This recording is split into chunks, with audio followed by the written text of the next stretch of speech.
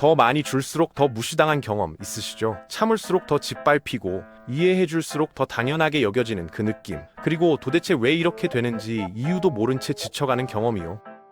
착한 사람이 더 나쁜 대우를 받는 건 우연이 아닙니다. 심리학이 반복적으로 확인해온 패턴이고 이 패턴 뒤에는 의외로 명확한 이유가 있어요. 오늘은 왜 좋은 사람이 더 많이 이용당하는지 이야기해보겠습니다.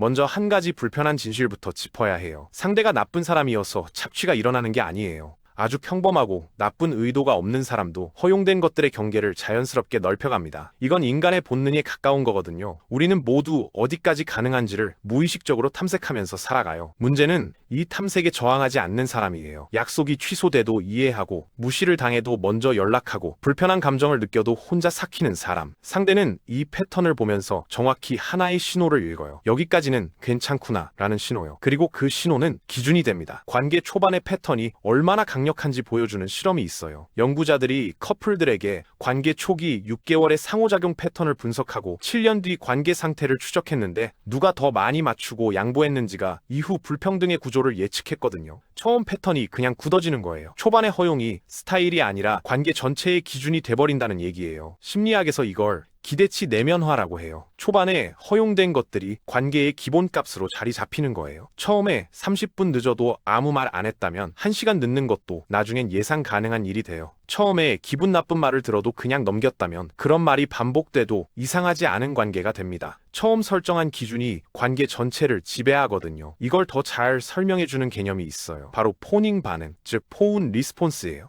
심리치료사 피트 워커가 처음 이름 붙인 개념인데 투쟁, 도주, 경직에 이은 네 번째 트라우마 반응이에요. 위협적인 상황에서 상대를 달래고 맞추고 기쁘게 함으로써 안전을 확보하려는 반응이거든요. 이 포닝 반응이 처음 만들어지는 건 어린 시절이에요. 예측 불가능한 가정 환경에서 자란 아이들이 자주 쓰는 생존 전략이거든요. 화난 부모를 달래기 위해 더 착하게 굴고 분위기를 읽고 자신의 감정을 숨기는 방식으로요. 이게 반복되면 점점 자동화돼요. 어른이 돼서도 갈등 상황만 생기면 자신을 먼저 지우고 맞춰주고 참는 패턴이 작동하는 거거든요. 사이콜로지스트 잉그리드 클레이튼이 2025년에 출간한 책 포닝에서 이 메커니즘을 아주 명확하게 짚었어요. 포닝은 성격이 아니라 생존 기술이라고요. 어린 시절에는 유효했던 전략인데 어른이 된 뒤에도 계속 쓰이면서 관계를 망가뜨리는 거예요. 이걸 의지력이나 자존감 문제로만 보면 핵심을 놓칩니다. 포닝 반응을 가진 사람들이 특히 끌리는 상대 유형이 있어요. 인정을 잘 주지 않는 결핍이 있는 상대예요. 사랑은 획득하는 것이라는 무의식적 믿음 때문에 어렵게 얻어내야 하는 상대에게 더 강한 끌림을 느끼는 거거든요. 이 끌림이 나쁜 관계를 반복하게 만드는 핵심 요인 중 하나예요. 포닝 반응이 관계에서 어떻게 작동하는지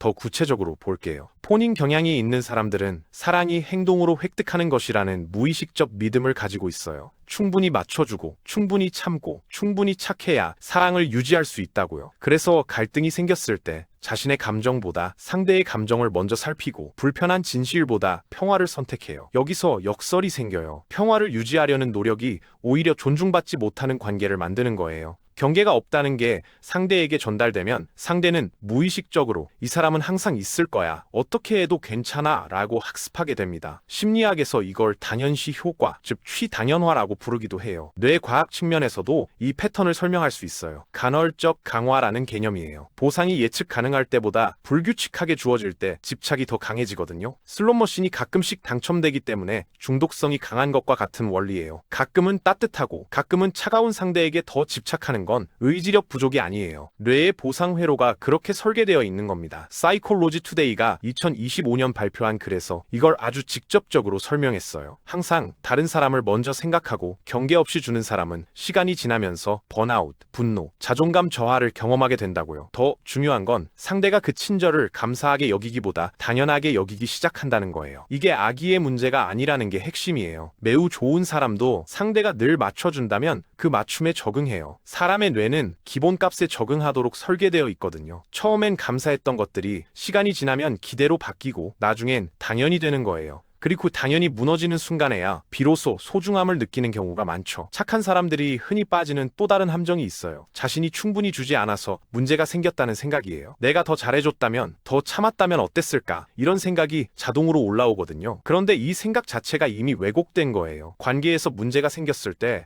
항상 자기 쪽을 먼저 의심하는 패턴. 이게 바로 포닝 반응이 만들어낸 습관이에요. 상대의 행동은 상대의 책임이에요. 그걸 먼저 분리해야 합니다. 이 심리를 이용한 연구도 있어요. 데이비드 버스, 텍사스대 진화심리학 교수의 연구에 따르면 파트너를 잃을 수 있다는 현실적 가능성을 인식할 때 관계 유지 행동이 뚜렷하게 증가한다는 결과가 있어요. 쉽게 말하면 상대가 떠날 수도 있다는 느낌이 없으면 노력이 자연스럽게 줄어드는 거거든요. 이건 나쁜 사람의 특성이 아니에요. 인간의 보편적인 반응에 가깝습니다. 또 하나 중요한 심리가 있어요. 희소성 효과예요. 쉽게 얻을 수 있는 것은 가치가 낮게 평가되고 얻기 어려운 것은 높게 평가되는 경향이에요. 이건 물건에만 적용되는 게 아닙니다. 사람에 대한 감정에도 똑같이 작동해요. 아무런 조건 없이 항상 거기 있어주는 사람은 아이러니하게도 그 존재의 가치가 희석돼요. 반면 자신을 존중받지 못하는 상황에서 분명하게 선을 긋는 사람은 존재감이 달라지거든요. 그렇다면 착한 사람들은 왜 이 패턴에서 빠져나오지 못하는 걸까요? 대부분의 경우 두 가지 두려움이 작동해요. 하나는 거절당할 것에 대한 두려움이고 다른 하나는 관계를 망칠 것에 대한 두려움이에요. 경계를 세우는 순간 상대가 떠나거나 화낼 것 같은 느낌, 내가 너무 까다로운 사람이 될 것 같은 불안이 경계를 세우는 것 자체를 감정적으로 불가능하게 만들거든요. 이 두려움이 얼마나 강렬한지 경험해본 사람은 알아요. 그런데 여기 아이러니가 있어요. 거절당할까봐 경계를 세우지 않으면 결국 더 깊이 무시당하는 관계를 지속하게 돼요. 두려움을 피하려는 행동이 오히려 더 큰 손실을 만들어내는 거거든요. 포닝 반응의 핵심 역설이 바로 이거예요. 안전을 지키려는 전략이 더 큰 위험을 불러온다는 것이에요. 착한 사람들이 관계에서 특히 취약한 또 다른 이유가 있어요. 공감 능력이 지나치게 발달돼 있다는 점이에요. 상대의 입장을 너무 잘 이해하기 때문에 불편한 상황에서도 상대에게 합리적인 이유를 먼저 갖다 붙이거든요. 상대가 힘들었을 거야. 의도가 나쁜 건 아닐 거야. 내가 너무 예민한 건지도 몰라. 이런 합리화가 반복되면서 경계를 세워야 할 타이밍을 계속 놓치게 되는 거예요. 공감 능력이 오히려 발목을 잡는 겁니다. 사이콜로지 투데이의 2024년 4월 글에서 이걸 도엄의 심리라고 표현했어요. 자신의 욕구를 뒤로 미루고 상대의 욕구를 먼저 채워주는 패턴이 반복되면 결국 자신이 우선시 되지 않아도 된다는 메시지를 스스로에게 보내게 된다고요. 이게 자존감 저하로 이어지고 다시 경계를 세우기 어렵게 만드는 악순환이에요. 착한 사람들이 경계를 세우기 시작했을 때 흔히 마주치는 반응이 있어요. 상대가 저항한다는 거예요. 왜 이렇게 까다로워졌어? 예전에는 이런 말 안 했잖아. 이런 반응이 오면 굉장히 당황스럽고 자신이 잘못한 것 같은 느낌이 들거든요. 하지만 이건 사실 좋은 신호예요. 상대가 당신의 경계를 인식했다는 뜻이거든요. 저항이 없다면 경계를 아직 제대로 전달하지 못한 거예요. 저항이 있다는 건 신호가 전달됐다는 겁니다. 그렇다면 이걸 어떻게 바꿀 수 있을까요? 먼저 오해를 하나 풀어야 해요. 경계를 세우는 건 차갑거나 이기적인 게 아니에요. 경계는 자기 공개의 한 형태입니다. 나는 이런 사람이고 이렇게 대우받을 때 잘 기능한다는 걸 상대에게 알려주는 거예요. 이건 공격이 아니에요. 진정한 관계를 위한 가장 솔직한 초대거든요. 경계를 세우는 것과 관계를 위협하는 것은 다릅니다. 경계는 내가 어떤 상황에서 어떻게 느끼는지를 상대에게 알려주는 거예요. 비난이나 요구가 아니에요. 나는 약속이 취소됐을 때 실망스럽다고 느껴. 나는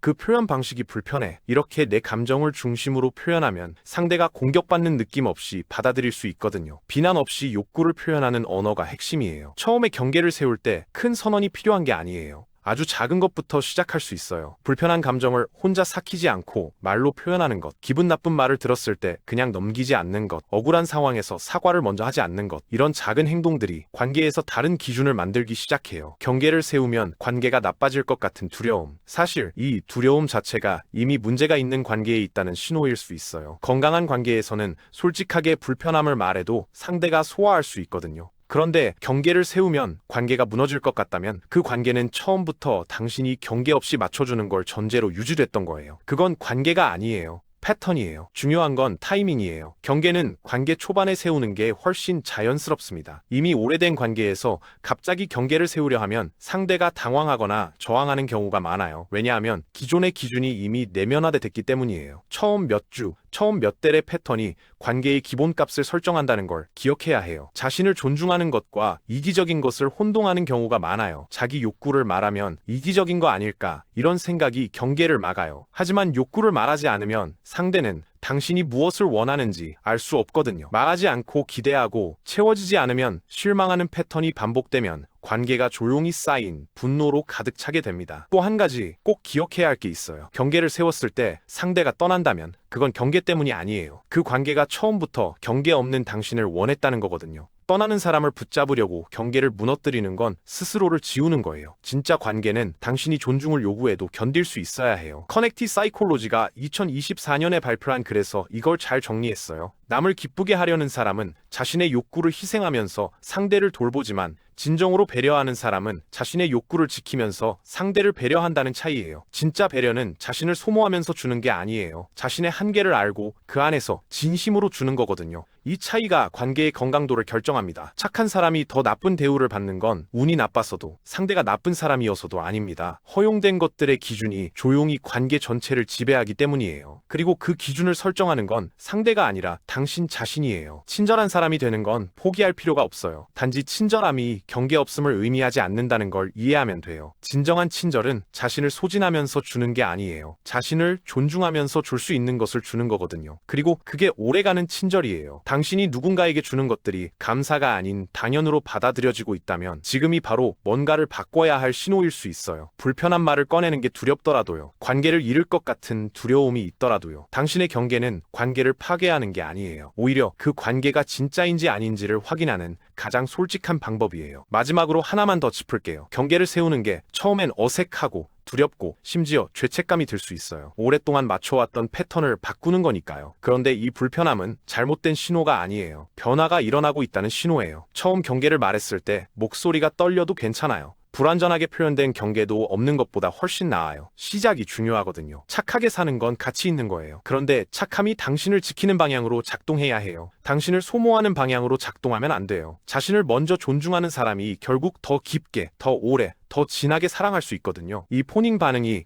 어디서 시작되는지 더 깊이 들어가 볼게요. 심리치료사 피트 워커는 포닝이 어린 시절 반복적인 관계 트라우마를 경험한 사람들에게 흔하게 나타난다고 설명해요. 예측 불가능한 가정 환경에서 자란 아이들이 이 패턴을 발달시키는 경향이 있고 부모의 기분을 먼저 읽고 자신보다 상대를 우선시하는 게 생존 전략이 됩니다. 이 전략이 어린 시절에는 실제로 유효해요. 화난 부모를 달래면 폭발을 막을 수 있거든요. 갈등이 생겼을 때 먼저 양보하면 상황이 조용해지고요. 그 환경에서는 이게 가장 현명한 선택이에요. 문제는 이 패턴이 몸에 배어버린다는 거거든요. 어른이 된 뒤에도 갈등 상황이 생기면 자동으로 자신을 작게 만드는 거예요. 여기서 중요한 사실이 하나 있어요. 이 패턴은 의식적인 선택이 아니에요. 포닝 반응은 의지력이 약해서 생기는 게 아니에요. 뇌와 신경계가 위협을 감지하면 자동으로 작동하는 생존 반응이거든요. 그러니까 이 패턴을 가진 자신을 탓하는 건 올바른 접근이 아니에요. 이해하고 인식하고 조금씩 다른 선택을 연습하는 게 맞는 방향이에요. 착한 사람들이 자신을 소모하는 또 다른 방식이 있어요. 상대의 기분이나 반응에 과도하게 반응하는 거예요. 상대가 차갑게 대하면 내가 뭔가 잘못한 게 있는지 돌아보고 상대 기분이 안 좋으면 나 때문인지 먼저 생각하는 패턴이에요. 이게 배려처럼 보이지만 사실은 자신의 감정 상태를 상대에게 완전히 의존시키는 거거든요. 내 기분이 상대의 기분에 의해 결정되는 삶, 이게 얼마나 소모적인지 경험해본 사람은 알 거예요. 경계와 관련해서 흔한 오해가 있어요. 경계를 세운다는 게 차가워지거나 거리를 두는 것이라는 오해예요. 그런데 사실은 반대예요. 경계가 있어야 오히려 더 진하고 안전한 친밀감이 가능하거든요. 자신을 지우면서 맞추는 관계에서는 진짜 나를 보여주는 게 불가능해요. 상대가 만나고 있는 건 상대가 원하는 모습으로 만들어진 나예요. 그 관계에서는 진정한 연결이 일어나지 않습니다. 경계가 있는 사람은 상대에게 이렇게 말하는 거예요. 나는 이런 사람이야. 이런 방식으로 대우받아야 해. 이건 상대를 공격하는 게 아니에요. 오히려 상대에게 진짜 나를 보여주는 거예요. 그리고 이 진짜 나를 받아들이는 상대가 있다면 그게 진짜 관계예요. 받아들이지 못하는 상대라면 그건 처음부터 진짜 관계가 아니었던 거고요. 관계에서 존중이 무너지는 신호들이 있어요. 처음엔 작은 것들이에요. 약속이 자주 취소되는데 별로 미안해하지 않거나 내 감정을 과민 반응이라고 치부되거나 내 노력이 당연하게 여겨지는 패턴이요. 이런 신호들을 초반에 알아채고 반응하는 것이 관계 전체를 건강하게 유지하는 핵심이에요. 오래 쌓인 패턴일수록 조정하는데 더 많은 에너지가 필요하기 때문에 일찍 알아채는 게 훨씬 효율적이거든요. 이 신호들을 알아챘을 때 중요한 건 비난이 아니라 관찰이에요. 상대가 나쁜 사람이어서가 아니라 내가 허용해온 기준이 여기까지였기 때문이라는 걸 이해하면 관계를 망가뜨리지 않으면서도 기준을 조정할 수 있어요. 이걸 일찍 알아챌수록 조정이 쉬워요. 오래 쌓인 패턴일수록 바꾸는데 더 많은 에너지가 필요하거든요. 결국 자신을 존중하는 것이 타인을 더 잘 사랑할 수 있는 기반이에요. 자신을 소모하면서 주는 사랑은 언젠가 바닥이 나요. 그리고 바닥이 났을 때 나오는 감정은 분노거든요. 충전이 없는 상태에서 계속 주다 보면 결국 주는 것 자체가 힘들어지는 거예요. 자신을 먼저 채우고 그 넘치는 것에서 주는 사람이 더 오래, 더 깊게, 더 진하게 사랑할 수 있어요. 자신에 대한 이해도 필요해요. 내가 어떤 상황에서 경계를 세우기 어려운지, 어떤 말이나 행동에 특히 취약한지를 알면 준비가 돼요. 무방비 상태로 계속 당하는 게 아니라 미리 내가 이런 상황에서 어떻게 반응할지를 생각해 두는 거예요. 준비된 반응은 즉흥적인 양보보다 훨씬 강하거든요. 오늘 이 이야기를 듣고 혹시 지금 내가 경계 없이 관계를 이어오고 있다는 걸 인식한 분들이 있다면 그 인식 자체가 이미 시작이에요. 자신의 패턴을 알게 되는 순간 그 패턴은 더 이상 완전히 자동으로 작동하지 않아요. 뭔가를 선택할 여지가 생기는 거거든요. 그 여지를 조금씩 넓혀가는 게 변화예요. 착한 사람으로 사는 건 아름다운 거예요. 다만 그 착함이 자신을 소모하는 방향이 아니라 자신을 존중하면서 주는 방향으로 흘러야 해요.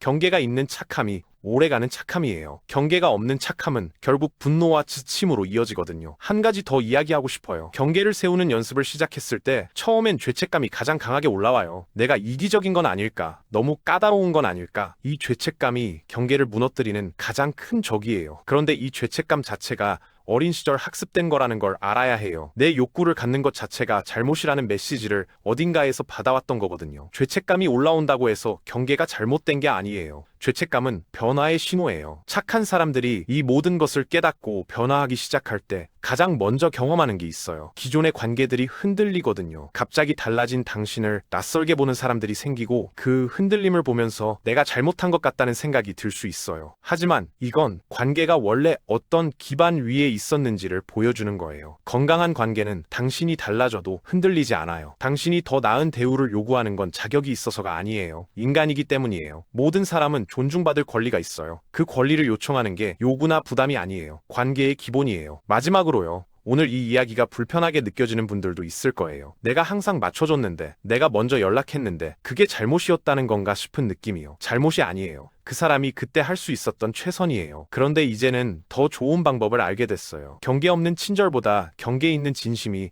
더 오래가고 더 건강하고 더 진짜예요. 당신을 먼저 존중하는 것이 이기적인 게 아니에요. 그것이 사랑을 지속 가능하게 만드는 출발점이에요. 변화는 한 번에 오지 않아요. 오늘 경계를 세웠다가 내일 또 무너뜨릴 수 있고 예전 패턴으로 돌아갈 수도 있어요. 이게 실패가 아니에요. 패턴을 바꾸는 과정이 원래 그런 거거든요. 두 걸음 앞으로 갔다가 한 걸음 뒤로 가는 것이 변화예요. 완벽하게 경계를 세우는 사람이 목표가 아니에요. 조금 더 자신을 존중하는 사람이 되어가는 과정이 목표입니다. 착한 사람으로 사는 건 정말 아름다운 거예요. 그 마음이 문제가 아니에요. 문제는 그 착함이 자신을 갉아먹는 방향으로 흘러왔다는 거예요. 오늘 이 이야기가 조금이라도 와닿았다면 오늘 저녁 딱 하나만 해보세요. 누군가에게 맞춰주려던 순간 잠깐 멈추고 내가 진심으로 원하는 게 뭔지 먼저 물어보는 거예요. 그 한 번의 멈춤이 패턴을 바꾸는 시작점이 됩니다. 경계 있는 착함이 오래가는 착함이에요. 자신을 존중하면서 주는 사람이 더 오래, 더 깊게, 더 진하게 사랑할 수 있거든요. 착함은 당신의 가장 큰 강점이에요. 그 강점이 당신을 소모하는 대신 당신을 빛나게 하는 방향으로 흘러가길 바랍니다.